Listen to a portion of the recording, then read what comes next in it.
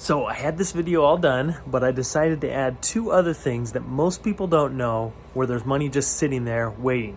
So number 3 is probably the one I'm most excited about because I just got a lot of cash by doing it. But the first two are also actually can possibly make you more money if you're a homeowner. The first two are homeowners. If you just want to skip to the third one, if you're not a homeowner, then you can skip to, I'll put the link in the description to where to what timestamp to skip to. But the first one is, if you didn't know, if you own a home in the United States, every year your taxes are assessed by the state and by the county, and you're given a county tax bill for the amount of your house. And did you know that you can challenge that amount? If you go in, you can go onto the county. Every county in the United States has a treasurer's office. If you go to whatever county, ABC County or Clark County or Maricopa County, Pinal County, whatever county you're in, you type in that and you type in treasurer, and it'll come up with on a Google search. You're going to type in that, you pull that up, and you can navigate to your house. You can do a parcel search or an address search, or you can search by your name. Find your house. You can find what your tax assessed value is for your house. Now, this is not an appraised value. Do not use this as any kind of benchmark for what the actual value is in the real world. But for taxes, it does make a difference. So don't use it like a Zillow's estimate or any kind of appraisal because oftentimes they're low. Depends on the specific county and how they do it. Every county is a little bit different. But once you go in there, you're going to see your tax value. And if it is off from what you think your value is, there is something called a tax advocate. And I used to be one of these for a few years back, and basically what it is an appraiser or somebody who knows how to do a value very well. And what they do is it's their job to go in and look at your house, see if your values are low or high, I should say. If your tax value is high, and they can go in and they can challenge the county and say, hey, this property, you have it valued at X, and we think it's only at Y, and here's why. And they prove their case, and oftentimes they can save you thousands of dollars, hundreds or thousands of dollars on your tax bill every year going forward. So, and they do charge a service for that. Oftentimes they'll charge half the amount, or they'll charge a flat fee. You can just shop around for tax advocates. So that's the first way you may be missing out on getting extra money. The second thing would be, say you sell or refinance a home and the appraisal comes back at lower than what you expected. This is devastating. It can screw up a lot of deals, and you don't just have to take this in the shorts. So let's say you sold a house for $300,000. The appraisal came back at $270,000. You're devastated. You thought you had everything done. You were ready to move, and all of a sudden this appraiser, the stupid appraiser, comes back with a value $30,000 less than what you expected. What is that? And now you have to just reduce your price, because the bank's not going to loan on anything over that appraised value. So the buyer has to either come in with an extra $30,000 or you have to come down. And more often than not, the sellers just come down. They just eat it. Everybody, pisses and moans for a little bit, but in the end, they just take it. So there is something you can do about this, though. It's called a appraisal rebuttal. And I am, as an appraiser, I've been an appraiser for 20 years. One of the things that I've done for my clients in the past is, if the appraisal does come in low, we do an appraisal rebuttal. And because I'm an appraiser, I know how to speak their language.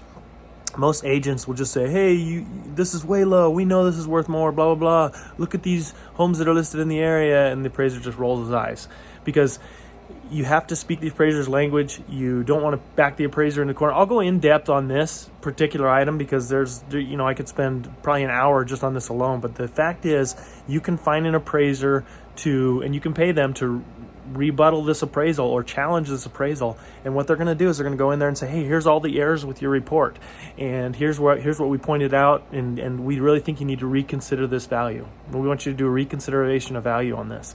And the last 4 out of 5 appraisal rebuttals that I've done, I've got them to come up in value. So, it would be worth me, if I wasn't me, it would be worth me paying $300 to some appraiser somewhere to challenge another appraiser, because chances are you're going to get them come up by at least the fee that you're paying out to them, if not a large percentage, or thousands and thousands more than that. So anyway, I wanted to throw this out there as extra ways to make money. And then the third one is coming up really quick. This is something you don't have to have any real estate involvement in to get, but it's still a nice little bonus, get you some walking around money and get your friends and family something as well. Okay, so this is something that I have known for years, but then I forgot and I rediscovered, fortunately, just recently. And this is unclaimed property. So if you go into Google and you type in unclaimed and the state that you live in, it's going to pull up. Every state has this. And what happens is if you're issued a check or some kind of payment for whatever reason, and for whatever reason you don't end up cashing that check, it expires, it goes back to the sender, and at that point the sender can either resend it to you, or they can, if they don't have any forwarding contact info for you, they may just issue it to the state to hold. And this is something that goes on in every state. And you just you go on here, do a quick Google search for unclaimed property. It doesn't take very long to do this. You go down here, you're going to type in your company name. I would search your company names. I would search your personal name, anything that you find in here, any potential areas where you may have unclaimed property. So anyway, going in here, and I did a search, and here we go. Got RCP. This is not my company, but just for example, mine's already been claimed, so it disappeared from this box. You go here and you click claim. And then you're going to select the relationship. Like I'm claiming this property that belongs to my business or on behalf of my business, or if it's an individual, you just select the appropriate response. And then you're going to go through and you're going to fill out this form, name, address, phone number. Missingmoney.com, I think they do about 40 out of the 50, plus states that do this. So if it may not be missingmoney.com, but every state has this function to go in and find. Once you do that, it's going to send you out, go back here. It's going to, when you click continue, it's going to send you an email with a PDF link in here that you're going to be able to notarize. It'll be pre-filled out with all your information. Down here at the bottom, it's going to have a place to notarize it. So you're going to sign it, notarize it, and you're going to claim this information. And at that point, they're going to send you your money in the mail. So I did this, and I got about $250. It was really great. And I check this every couple of years to kind of see if there's anything on there. And luckily there was this time, and I got some walking around money. So okay, guys, I got to tell you this. I had this video all done and ready to go, and it was scheduled to be posted. And I'm working on a different video, looking at some past deals, and I realized that I had companies in the past that have now expired or for whatever reason moved on, changed the name. And I realized, I should probably check Missing Money and see if I have any money out there for these different things.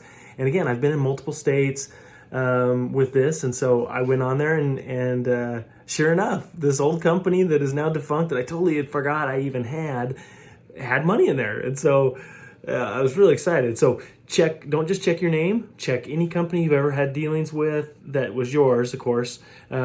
So if I keep finding money like this, I'm going to have to go out and buy myself a paraglider or an e-bike or something like that. So let me know what you find. I'm very excited to see how many other people can find cash that they didn't know was hanging out there waiting for them. Yeah, so click the share button down below and forward this to anyone you may want to share this with that may have some money hanging out there, and just tell them to give you a small referral fee for sending you this info.